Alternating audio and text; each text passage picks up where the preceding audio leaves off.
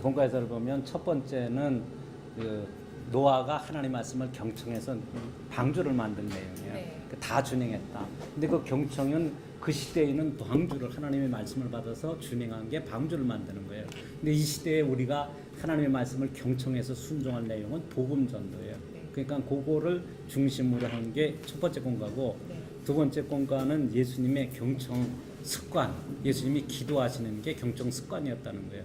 그러니까 우리가 하나님의 말씀을 이제 이루려고 하면 그 말씀을 듣고 순종하고 그 말씀이 내 안에서 이루어지려고 하면 뭐가 필요한 기도가 필수적인 거예요. 근데 예수님도 기도가 습관화되어 있었고 그 기도가 생활화되어 있다는 얘기거든.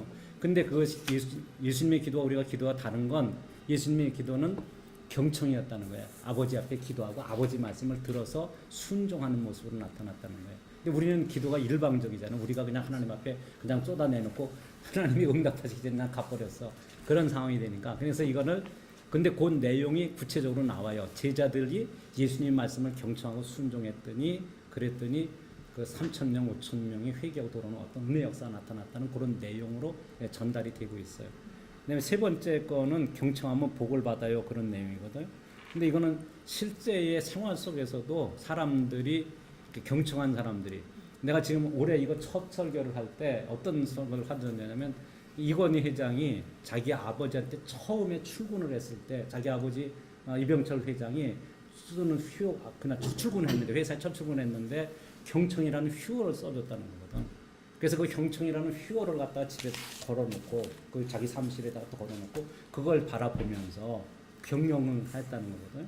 그런데 그게 지금 그분이 지금도 하는 방법이 가서 회의 시켜놓고 자기는 끝까지 다 듣는 거예요. 들으면서 다 정리 다 하는 거예요. 그래갖고 말 몇 마디 하는데 그게 전체로 움직이는 힘으로 작용하는 거예요. 근데 이거 내가 이런 자료를 준비하면서 이렇게 보니까 역사 속의 위대한 인물들은 다 경청의 대가였다는 거예요. 그러니까 예를 들면 이런 거 이수신 장군이 23전 23승을 했어요. 어떻게 그거 됐냐? 그건데 보면 말도 안 돼. 이쪽에 숫자로 보고 일본 사람들의 어떤 그 적군의 숫자로 보면 이건 말도 안 되는데 항상 승리했어. 근데 어떻게 승리했느냐?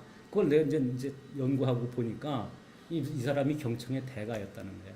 어떻게 경청하냐면 일을 하면서 자기 일을 하면서 이제 말하자면 훈련 받는데 쉬는 동안에 군사들이 얘기를 해. 그 얘기하는데 보면 무슨 얘기를 하냐면 물이 어딜 돌아가면 어디는 또 뭐 떨어지는 데가 있고 어디는 깊은 데가 있고 어디는 천천히 흐르는 데가 있고 이런 거를 그런 걸 들으면서 그걸 그대로 이 사람이 메모하고 모르는 거 있으면 물어보는 거예요.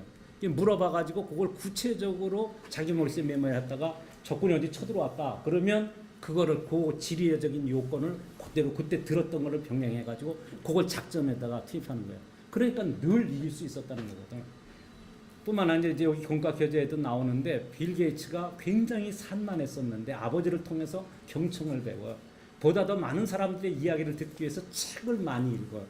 그런 것이 지금의 세계 제1의 부자가 될 수 있었다는 거예요. 또 저기 보면 링컨을 보면 링컨이 변호사 시절에 다른 사람의 말을 잘 들어주는 사람이야. 잘 들어주고 나중에 말 몇 마디만 했는데 그 말 몇 마디 해주는 게 그게 이제 그 사람의 문제의 해답의 열쇠가 돼서 소문이 났고 나중에는 이제 대통령 후보가 됐는데 대통령 후보가 됐을 때도 그 어떤 여자아이가 아저씨한테 할 말이 있다는 거예요. 그래서 사람들이 근데 아이 바쁘고 피곤하고 그런 상황인데 링컨이 그 아이를 끌어안아갖고선 이야기를 하는데 그때 링컨이 키만 크고 삐쩍말라 그러니까 별명이 고릴라야. 고릴라라고 그러는데 이 아이가 그냥 아저씨는 턱에 수염을 기르면 아저씨 멋있을 것 같아요 라고 얘기했다는 거예요. 근데 그 이야기를 듣고 이 링컨이 수염을 기른 거예요. 그랬더니 부드러운 남자를 했고 좋은 이미지 효과를 얻어서 그래서 말하자면 인기를 얻고 그 다음에 경청 늘 사는 사람의 이야기를 잘 듣고 그걸 잘 요리해서 적용했더니 많은 사람에게 어떤 인기를 얻었다는 거예요. 근데 지금 내가 얘기하는 건 이런 거예요. 세상에 사람들의 말을 잘 듣고 적용을 해도 성공적인 인생을 살고 축복받은 인생의 모습들로 축복의 귀감이 되고 있는데 하나님의 말씀을 잘 듣고 순종하면 어떤 삶의 결과가 있겠는가. 성경에 나타나는 걸 보니까 다윗이 항상 그런 거예요.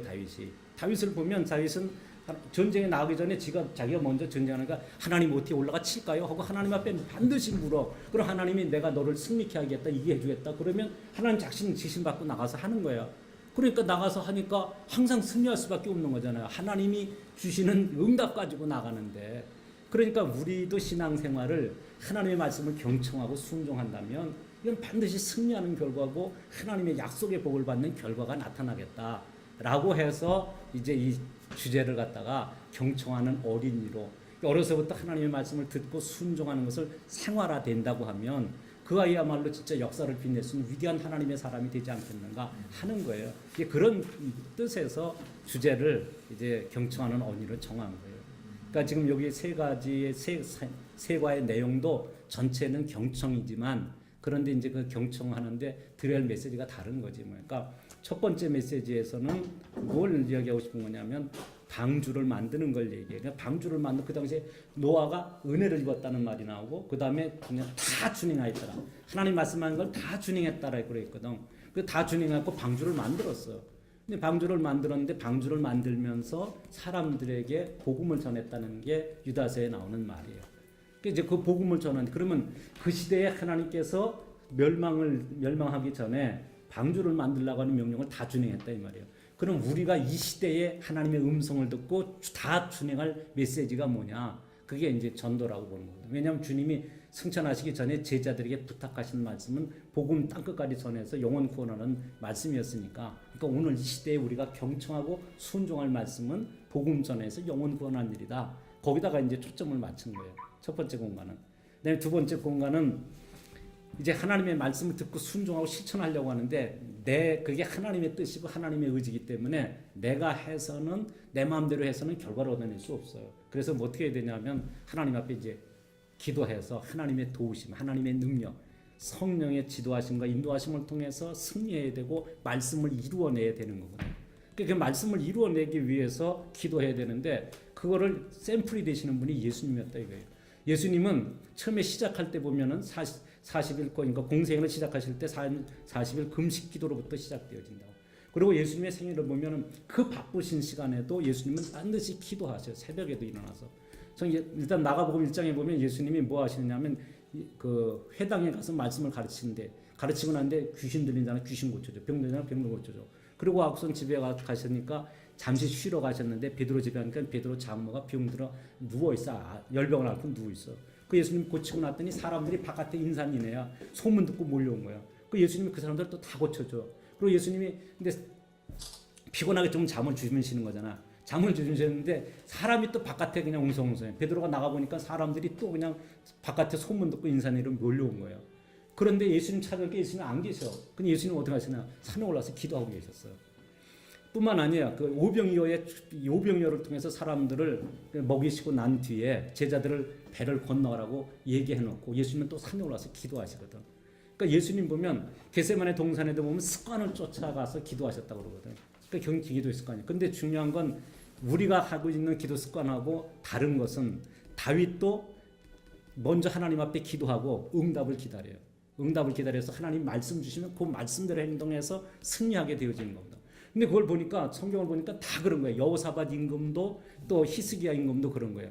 여호사밧 임금은 어떻게 하느냐면 자기가 지금 3개 연합군이 지금 들어와서 성을 빽빽하게 둘러쌌어요. 빽빽하게 둘러쌌는데 그 안에서 이런 뭐 하느냐면 하나님 앞에 가서 기도하는데, 금식하며 기도하고 백성들 보고 전쟁해야 되니 금식하며 기도하라 그래요. 그래 놓고선 사람을 보내. 누구한테 보내면 선지자한테 보내요.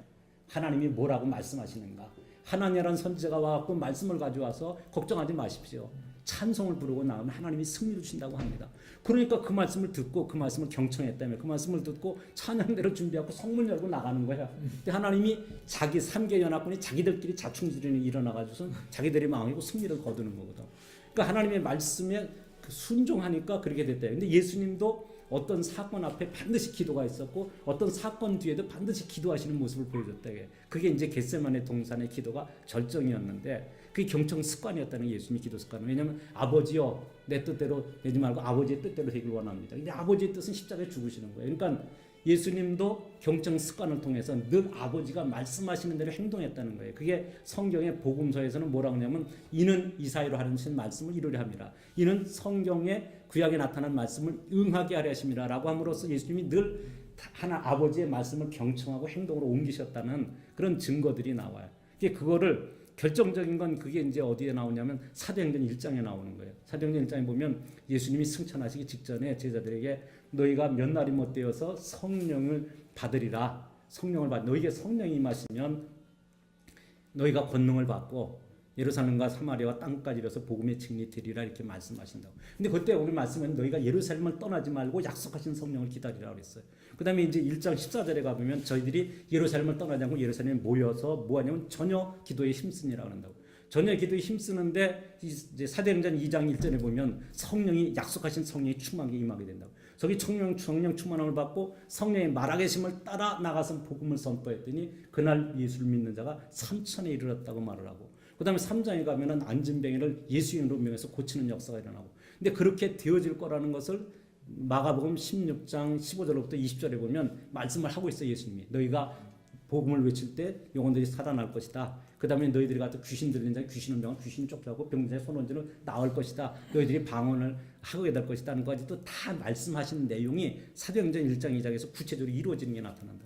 다시 말해서 제자들이 예수님의 말씀을 경청한다는 것은 말씀을 듣고 순종하는 것까지 말하는 거예요. 근데 그 말씀을 듣고 순종을 했더니 진짜 예수님 말씀하신 그대로 능력이 임해가지고 그 능력으로 말하자면 초대교회를 성령으로 불지피는 그런 역사가 일어났다 이 말이죠. 그러니까 여기 경청이라는 의미를 설명을 하려면 가장 쉬운 방법이 이런 거예요. 그 개 훈련하는 거 보는지 몰라요. 그 개 훈련하는 걸 보면 딱 가서 훈련하면 와서 딱 이러고 엎드렸다 쓰였다 이렇게 있다고 주인 쳐다보고 있어요. 그 명령하면 그거 와서 수행하고 와서 딱 갖다 놓고 다시 이러고 있는 거거든. 그러니까 그게 경청 자세거든요. 하나님의 말씀을 말씀하시옵소서 주의 종이 듣겠나이다. 그래서 그 말씀을 듣고 듣는다는 말은 단순히 귀로 듣는다는 말을 하고 있는 게 아니고 그 말을 듣고 행동으로 옮기는 것까지를 포함하는 거거든요. 그게 이제 신명기 전체의 주제예요. 신명기 전체 주제가 뭐냐면 모세에게 주는 메시지가 하나님 말씀을 들으라는 거거든. 그게 들으라는 걸 쉐마라고 그러는데 그걸 듣고 순종하면 너희가 하늘과 땅의 복을 받을 거고 너희가 순종하지 아니하면 그러면 복을 못 받는다. 또 중요한 거는 우리가 솔로몬이 지혜를 얘기하잖아요. 근데 솔로몬의 지혜라고 그랬는데 지혜로운 마음을 주사 그랬어요. 그 1000번제를 드리고 난 뒤에 하나님께서 오셔서 나는 내게 구하라 내가 네게 무엇을 줄 거라고 하셨을 때 솔로몬이 구한 게 저에게 지혜로운 마음을 주사 그랬어요. 우리 번역에. 근데 원문의 뜻은 쇠마예요. 하나님의 말씀을 경청하는 마음을 달라 그랬어요. 하나님의 말씀을 경청하고 그 말씀대로 백성을 다스리고 통치함으로써 하나님 앞에 존귀하게 쓰임 받기를 구한 거예요. 그러니까 그 전무후무한 지혜와 위대한 축복을 경험하는 게 솔로몬이 되어지거든. 근데 그런 것이 이제 경청에 대한 어떤 주제예요. 그 다음에 이제 마지막에 나온 거는 말씀을 경청하면 복을 받아요 그랬거든요. 이 말씀을 경청해서 복을 받은 사람들은 성경의 내용이 꽉 찼으니까 말씀을 듣고 순종한 사람은 형통했고 승리했어요. 특별히 보면 이삭을 보면 창세기 26장에 보면 이삭이 이런 거 나오거든요. 이제 가뭄이 들어가지고 가나안 땅에 못 살겠어. 그래갖고 어디로 내려가려고 하느냐면 지금 이제 그 애굽으로 나일강 있는 애굽으로 내려가려고 내려가는 거예요. 근데 한 그랄까지 도착했을 때 하나님이 스톱, 너 내려가지 말아라. 여기서 이 땅에 거하면 내 아비 아브라함과 약속한 복을 너에게 줄 거다라고 하면서 하나님이 축복을 약속하신다고. 근데 기가 막힌 건 성경 간단히 기록했지만 그 해에 이삭이 그 가뭄이니까 비가 안 오는 거잖아요. 근데 그 해에 곡식을 씨를 뿌려. 그 해에 100배의 소출을 얻었다고 성경은 기록하고 있어요. 그 말씀을 순종하니까 경청한 거예요. 그게 가지 말라고 하는데 안 가고 지금 우리 상식 논리로 하면 여기 지금 가뭄이 들어갖고 먹을 게 없어요. 양들이나 짐승이 아무것도 먹을 게 없어요. 그렇기 때문에 지금 애굽에 나일강 있는 그런 걸로 내려가야 됩니다. 라고 해야 되는데 하나님 말씀하시니까 이삭은 아멘하고 순종했더니 그의 100배를 얻었다고 그래놓고 그리고 또 뭐라냐면 소와 양떼가 노비가 심히 많아서 마침내 거부가 되어졌다라고 말을 하고 그 주변국들이 두려워해서 이삭을 와서 오히려 섬기는 모습으로 나타났어요. 그러니까 경청했더니 그런 복을 받았다는 내용이 성경이 이제 증거하는 내용이에요. 이제 이런 지금 이런 내용을 내가 이제 설정하게 되어진 거는 원래는 이게 경청이라는 주제를 제가 지금 이거 오래전에 그 미국에는 품성 사관학교가 있어요.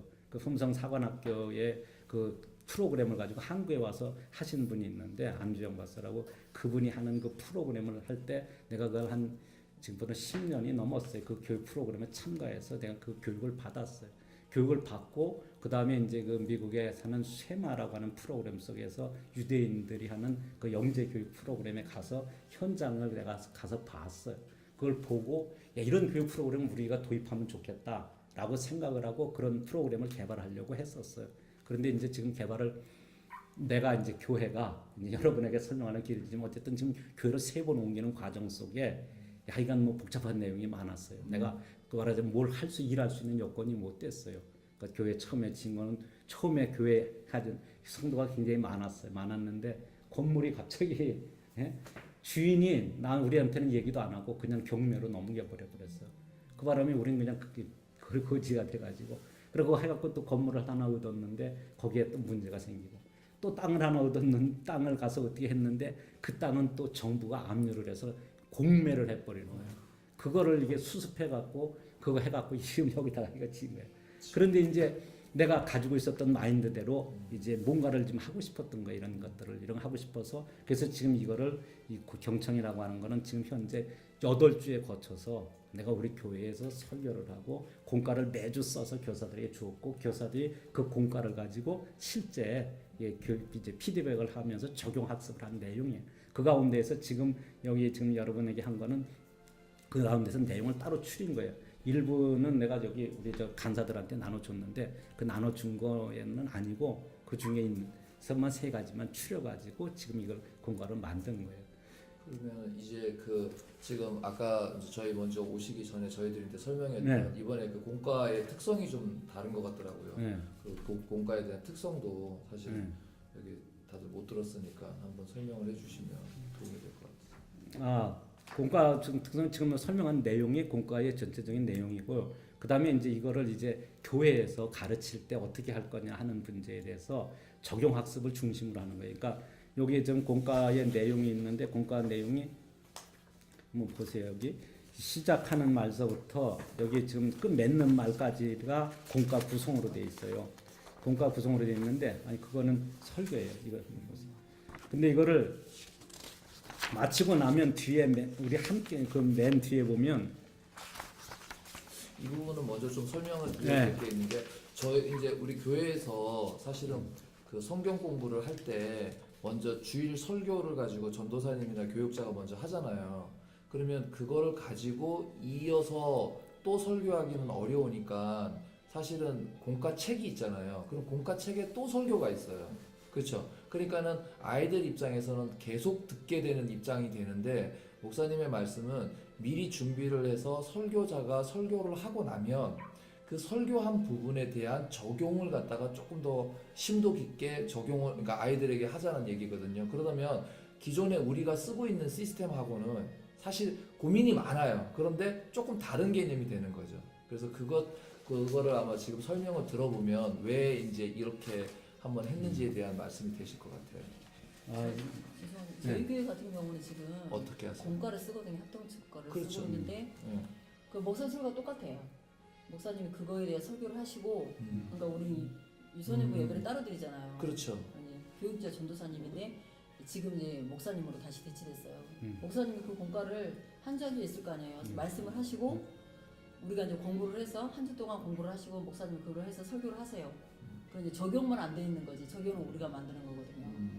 그러면 지금 설명하시는 게 맞으실 거예요. 근데 목사님은 조금 더 그 구체적으로 하시면서 어떤 것들까지 어떤 때는 어떤 팀들은 그 연극으로 만들어서 하기도 하고 하는 이런 실제를 지금 말씀을 해주시더라고요.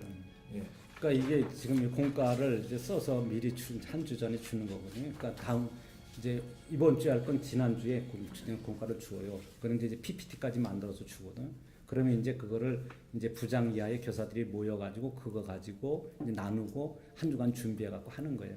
그런데 내용은 어떻게 하냐면 이 공과의 앞부분은 처음에 시작하는 말서부터 맺는 말까지의 내용은 설교자가 설교를 하는 거예요. 전도사님이 하든 목사님이 하든지 이번에도 그렇게 하도록 할 거예요. 이번에 이제 강습회를 통해서 그 설교를 하고 설교를 마치고 난 뒤에 그다음에 뒤에 보면 오늘의 말씀을 함께 나눠야 하는 내용이 나와요. 이게 이제 피드백을 하면서 적용 학습을 하는 건데 뭐냐면 오늘 설교한 전도사님이 말씀했던 목사님이 말씀했던 그 말씀에서 내용의 주제가 되는 내용을 무엇을 알았는지 무엇을 깨달았는지, 무엇을 어떻게 이해했는지 그걸 적용을 통해서 질문을 통해서 이해하고 그다음에 또 질문을 통해서 알아야 될 것은 이 아이들이 알아야 될 것에 대해서 질문을 통해서 알게끔 해주고 그다음에 그것을 아이가 가슴으로 오늘 말씀은 내가 어떻게 살아야 되겠구나 어떻게 살라는 말씀이로구나 하는 것을 깨닫게 해서 그다음에 그 깨닫게 한 말씀은 너 오늘 배운 말씀을 생활 속에 네가 어떻게 적용할 거냐 어떻게 네 생활 속에 구체적으로 적용할 거냐 하는 것을 적용으로 묻는 거거든요. 예를 들면 이제 이런 거지. 오늘 기도에 관한 말씀을 배웠어요. 그러면 이제 기도하는데 그냥 그러니까 기도해야 돼요 이렇게 끝나는 게 아니고 오늘 배운 말씀을 가지고 오늘 기도하는데 언제 기도해야 될까요? 그리고 물어서 한 아이는 나는 밥 먹을 때 기도해요. 그러니까 그거 말고 난 학교 가서 기도하겠어요 라고 하는 거예요. 엄마가 아프면 난 기도하겠어요. 그래. 그럼 이게 여러 아이들이 나누다 보면 그 상황들이 뭐냐면 내가 생활 속에서 그렇게 부딪혀졌을 때 문제가 발생했을 때 기도할 수 있도록 그렇게 적용학습을 한다 이 말이죠. 그러니까 이거를 그냥 전사님이 설교한 거는 그 따르고 또 선생님이 또 다시 공과를 해가지고 나누게 되면 적용점이 없고 계속 전달만 하게 되니까 아이가 많은 걸 들고 혼란이 올 뿐이고 그 다음에 그거를 생활 속에 적용을 하지 않으면 그건 이제 죽은 그냥 지식 전달밖에 안 되는 거고 아이들의 생활의 변화와 그것이 습관이니까 어떤 오늘 배운 말씀을 아이가 생활 속에 구체적으로 적용하는 것들을 통해서 하나님의 은혜를 체험하고 하나님의 함께 하심을 체험하고 말씀이 생활화되는 걸 체험하면 그러면 그거는 우리가 원하는 속에 어떤 목적을 달성할 수 있다고 보는 거거든요. 그래서 그런 쪽으로 적용학습에다가 초점을 맞출 거예요. 그러니까 설교는 전사님이 이걸 가지고 전체적인 설교하고 목사님이 하시던 하니까 설교자가 설교하고 설교한 내용을 가지고 아이들이 잘 들었는지 그 다음에 듣는데 들었다면 어떻게 듣고 있는지 근데 나중에 피드백을 가지고 할 때는 오늘 뭐 전사님이 설교한 걸 요약했고 네가 한번 2분 만에 얘기를 해봐 이렇게 할 수도 있고 또 그러면 애가 뭐 들어서 얘기할 거 아니에요. 그 다음에 그러면 너 오늘 그 말씀을 가지고서는 무엇을 깨달았는지 혹은 회개할 내용은 없는지 감사할 내용은 없는지 기도 제목은 없는지 이런 것들을 이 피드백을 통해서 이런 어떤 적용학습을 할 수 있도록 거기다 초점을 맞춰서 이 공과를 진행하려고 하는 거예요. 근데 이제 지금 현재는 그게 아니고 전사님 설교는 설교 시간이 따로 있는 거고 교사들이 할 때는 또 교사들이 공과를 가지고 공과 내용을 가르치는 데 하다 보니까 시간은 짧은데 쫓기는데 그냥 얼버무려서 하게 되고 그러니까 아이들도 급하게 하다 보니까 듣긴 들었는데 그 아이가 뭘 들었는지 그것을 도대체 그 들은 내용을 내 생활 속에 구체적으로 적용하지 못하니까 어떤 교육의 결과를 기대하기 어렵다 이 말이죠. 그게 어느 정도 심하냐 하면 지금 문의를 저기 해보면 설교 마치고 나오는 사람 문턱에서 물어봐요. 오늘 설교 제목이 뭐 있느냐? 오늘 성경 본문이 어딨냐? 이러면 어머니 우선 지난번에 CBS인가 어디서 그 방송하는데 나오는 거 보니까 60%에서 70% 이상이 모르고 있는 걸로 답이 나오더라고요. 그런 정도라 이 말이에요. 그런데 애들한테도 그냥 선생님이 메시지 전해놓고 끝내고 선생님이 또 메시지 크게 그냥 먼저 거 이거 머릿속에 정리돼갖고 내 생활에 어떻게 적용하고 이건 그런 내용도 없이 또 전도사님이 또 교사가 그걸 또 하고 그러면 교육의 효과를 기대할 수 없으니까 이제 이거를 적용학습을 통해서 아이들의 생활에 변화를 줄 수 있는 그리고 설교의 내용을 자기 생활 속에 구체적으로 적용을 통해서 자기의 삶의 변화를 체험할 수 있도록 그래서 말씀이 능력이고 말씀이 복이고 말씀이 내게 은혜를 주고 말씀이 내 삶의 어떤 방향이고 목적이 될 수 있도록 아이들에게 가르쳐줘야 되는데 그런 거를 이번 여름 성경학교 때 해보자 뭐 그런 의도에서 지금 이걸 하는 거예요. 그러면 요게 그 실제적으로 기존에 지금 저희 권사님이나 또 저희 다른 교회들은 아까 말씀하신 다른 여러 가지 시스템들로 하고 있잖아요. 그럼 이걸로 변경이 돼야 되는데 이 변경이 되려면 소위 말하는 사전 준비나 아니면 그런 것도 있어야 되지 않겠습니까? 예를 들어서 어느 날 갑자기 이제는 공과를 하려고 그러면 목사님처럼 열심히 있는 분이 텍스트를 써주고 PPT까지 만들어준다면 교사들 입장에서는 너무 좋기 때문에 할 수가 있는데 이거를 주일학교 그러니까 이번에 있는 그 강습회 동안만 잠깐 하고 말면 안 되잖아요. 그러려면 이렇게 진행할 수 있는 어떤 교육 프로그램이나 교사들이 요거를 해서 얻을 수 있는 것들이 있을 수 있도록 뭔가 우리가 사전적인 조치도 좀 필요하지 않나요?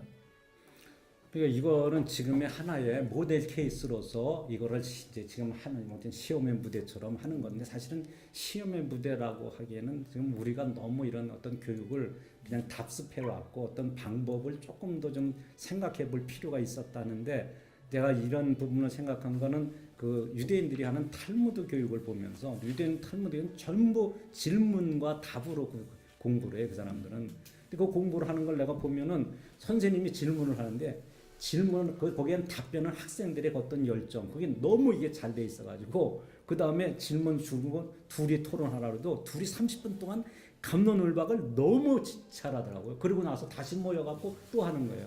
그러니까 그 사람들은 교육이 철저하게 질문지법이고 그 다음에 그것을 적용학습으로 가는 거예요. 적용학습이 어느 정도나 되냐면 그 사람들 이제 예배할 집에 가정에 갔어요.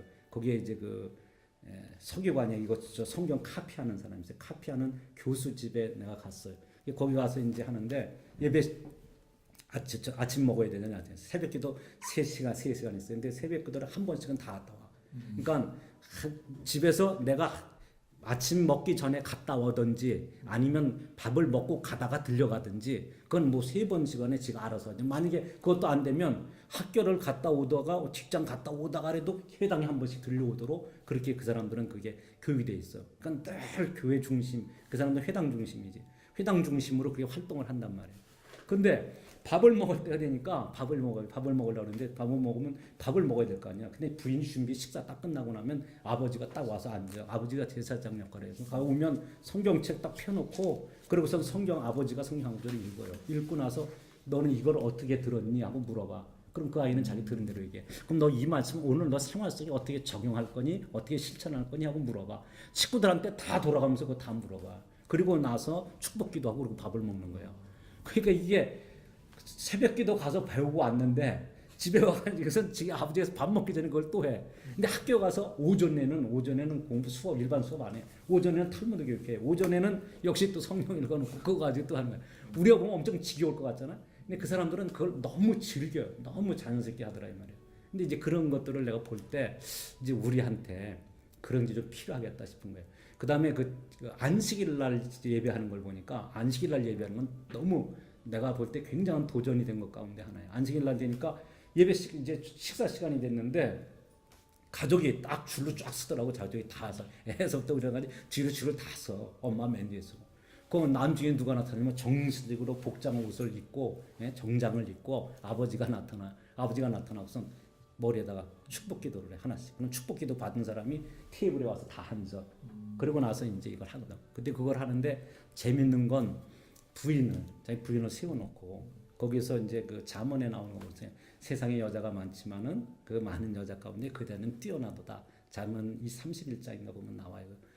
그런 것보다 칭송의 노래를 해 부인은 서 있고 그럼 부인 아주 행복하게 서 있어요. 그리고 또 이제 아이들이 일어나 가지고 세상에 많은 어머니도 있지만 우리 어머니는 뭐 이렇게 하다고 하면서 칭송해주고 그렇게 축복을 하고 그리고 나서 축복기도 하고 예배 성경 기도 나누고 그러고 나서 빵을 떼면서 식사를 하더라고요. 이제 그런 것들이 왜 내 얘기하냐면 그 사람들은 그런 어떤 것을 생활 속에 적용하기 위해서 말씀을 생활 속에 적용하기 위해서 그런 구체적이고 다양한 방법들을 사용하더라 이거지.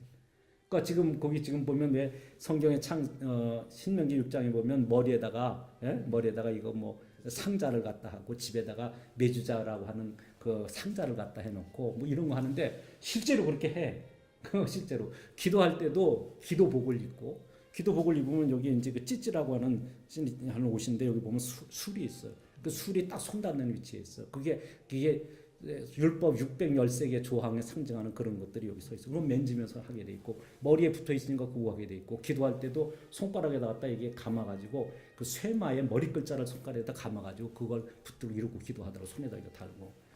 그러니까 그런 걸 하는 게 보면 뭐 그렇게까지 이러는데 나는 그걸 볼 때 저 사람들은 구체적으로 생활에 적용할 수 있도록 말씀이 생각나게 하고 그 말씀대로 살아갈 수 있도록 구체적인 훈련을 성경에서 가르치는 방법대로 교육하고 있구나 하는 거를 이제 그걸 통해서 이제 배우게 되는 거죠. 그러니까 지금도 우리가 아이들한테 교육을 할 때 그냥 전달하는 어떤 그 주입하는 그런 것보다 그 배운 바를 그 아이가 생활 속에 구체적으로 실천하고 행동할 수 있도록 그런 대안과 방법들을 찾아서 알려주어서 아이들이 오늘 배운 말씀은 이렇게 집에 가서 해봐요. 한 주 동안 하고 나서 다음 주에 얘기해요. 그래서 그 아이가 한 주 동안 그 말씀에 매여서 그 말씀대로 살아봤더니 기분이 좋고 그 말씀대로 했더니 하나님이 은혜를 주시고 기도 응답을 주셨다라고 하는 그 내용을 다음 주에 가서 간증할 수 있다고 하면 그 아이의 신앙은 아름답게 자라가지 않겠어요? 그 아이가 있는 신앙은 그야말로 어떤 나는 세상을 이끌어가는 리더가 될 수 있겠다고 생각을 하거든요. 그래서 이제 그런 면에서 어떤 교육 제도를 조금 어떤 변화가 필요하겠다. 그래서 그걸 이렇게 뭐 전도사님 설교 따로 하고 목사님 설교 따로 하고 그다음에 교사들이 또 설교하고 그걸 짧은 시간에 설교하고 그걸 또 적응까지 하니까 적용은 뭐 그냥 밑에 있는 거 그랬지 하고 그냥 끝내버리고 마는 거죠. 그다음에 왜냐면 또 교사 모임 또 해야 되고 또 뭐 성가대 있는 성가대 가야 되고 뭐고 이게 안 되거든. 근데 그 짧은 시간 동안에 많은 걸 주요 집어넣기만 했지 그 뿌겨 넣으니까 그 아이들에게 실제로 남아있는 게 아무것도 없으니까 그래서 이런 경청 하나를 배우면 공부 잘할 수 있고 경청 하나를 배우면 나는 경청 하나만 배우면 모든 게 다 되더라고요. 이걸 공부 주요해 보니까 왜냐하면 공부를 잘하는 아이가 있어요. 장학금을 받고 다녀. 근데 그 아이는 내가 고정 사춘인데 공부를 하는 거를 본 적이 없어 나는. 예? 근데 공부를 도대체 어떻게 잘하는 거야? 이게 이해가 안 되는 거야. 근데 나는 죽어라고 하는데 얘는 공부를 별로 안 해. 그런데 보면 또 노래도 잘하고 운동도 엄청 잘해. 운동 못하는 게 없어. 그런데 가서 맨날 방 뛰어놀고 그 다음에 집에 들어오면 또 음악을 잘하고 기타 치고 노래도 잘하고 엄청 잘해. 근데 장학금 받아. 나 이거 참. 그래서 이제 물어본 거거든. 어떻게 해서 넌 그 공부 잘해? 너네 반에는 공부 못하는 놈들만 있냐? 내가 그걸 물어봤다고. 그랬더니 얘가 이제 얘기하는 걸 내가 들으니까 이런 거예요. 선생님이 공부 가르칠 때 선생님 말씀을 잘 들으면 그래서 다 이해를 하면 더 이상 공부할 게 없대. 근데 이해가 안 되는 부분이 있으면 그것만 선생님한테 질문한다는 거예요. 그럼 그거 질문하고 그거 알아놓으면 그래서 그게 부족한 그 부분만 복습한다는 거예요. 그 원리를 이해하고 나면 그 다음에 공부할 게 없다는 거예요, 이 아이가. 근데 실제로 다니엘 학습법 이게 좀 책이 있을 거예요. 다니엘 학습법을 쓴 김동환 지금 목사님 됐어요. 그 서울대학에서 지금까지 졸업생들 가운데에 그 점수를 가지고 졸업한 사람 그 사람 하나야. 근데 그 사람이 공부 방법도 그런 거거든. 선생님이 교수가 설교할 때 강의할 때 그걸 집중해서 잘 들어. 그 다음에 집에 갈 때 차 안에서 눈 감고 그걸 리빙을 해. 교수가 그러다가 리빙을 한번 하는 거야. 그럼 그냥 그게 다 남는 거예요. 그 다음에 가서 공부하는 거거든. 그러니까 그 사람의 얘기도 지론이 뭐냐면 선생님 말씀 잘 들으면 공부 잘한다는 거예요. 그러니까 선생님 말씀 경청을 잘하면 공부 잘하는 거지. 어머님, 부모님 말씀 경청을 잘하면 그냥 다닐 수밖에 없는 거지. 근데 그게 내가 자료들을 찾다가 보니까 빌 게이츠가 그래서 그 성공의 인생이 됐다는 거고 그러니까 세종대왕도 이 백성의 말에 귀를 기울였고 그 백성의 말을 통해서 자기가 어떻게 통치해야 될까를 배웠다는 거예요.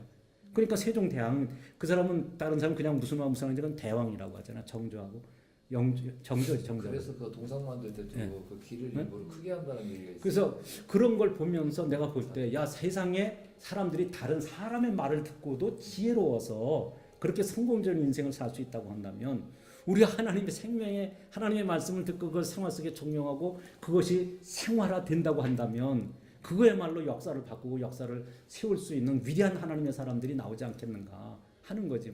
근데 그걸 보니까 다윗이 그랬고 성경에 나오는 위대한 무슨 여호사밧이나 히스기야나 이런 유명한 왕들은 다 그래 했더라고. 여호사밧도 히스기야 왕도 자기가 그 기도하면서 적군이 쳐들어왔는데 그거 갖다 놓고 항복문서 갖다 놓고 하나님 앞에 기도하면서 사람을 보내. 그 이사야가 하나님의 말씀을 전달해 준다고. 그러니까 기도하면서 하나님의 말씀을 기다리는 거예요. 그 말씀을 경청하고 그 말씀에 순종했더니 승리했다는 거거든. 그러니까 이제 그게 승리의 비결이지 뭐.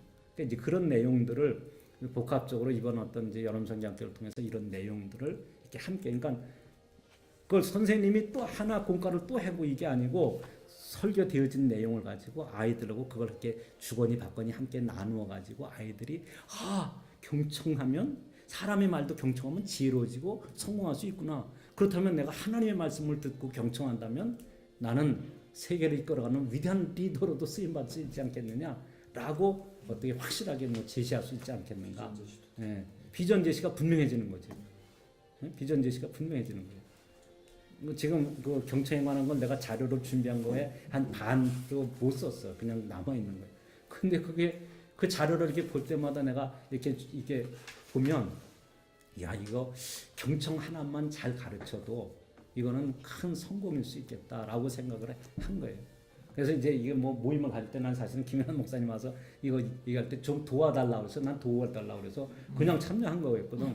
그런데 이제 저쪽으로 갖다 또 맡기니까 그래서 이제 내가 하겠다고 해서 존경하는 선배 목사님이시. 그래서 이제 이렇게 이제 내용을 제시하게 된 거예요. 네.